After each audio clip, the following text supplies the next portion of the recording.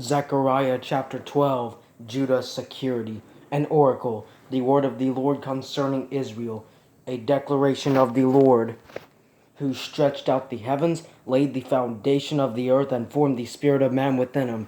Look, I will make Jerusalem a cup that causes staggering for the peoples who surrounded the city. The siege against Jerusalem will also involve Judah.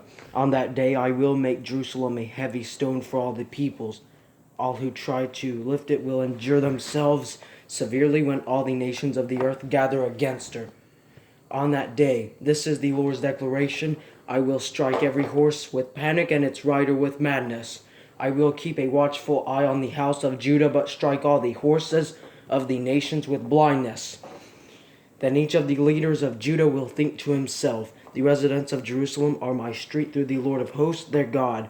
On that day I will make the leaders of Judah like the fire pot in a wood pile, like a flaming torch among sheaves. They will consume all the peoples around them on the right and the left, while Jerusalem continues to be inhabited on its site in Jerusalem. The Lord will save the tents of Judah first, so that the glory of David's house and the glory of Jerusalem's residents may not be greater than that of Judah. On that day the Lord will defend the inhabitants of Jerusalem, so that on that day the one who is weakest among them will be like David on that day, and the house of David will be like God, like the angel of the Lord before them. On that day I will set out to destroy all the nations that come against Jerusalem. Mourning for the pierced one. Then I will pour out a spirit of grace and prayer on the house of David and the residents of Jerusalem. And they will look at me whom they pierced. They will mourn for him as one mourns for an only child, and weep bitterly for him as one weeps for a firstborn.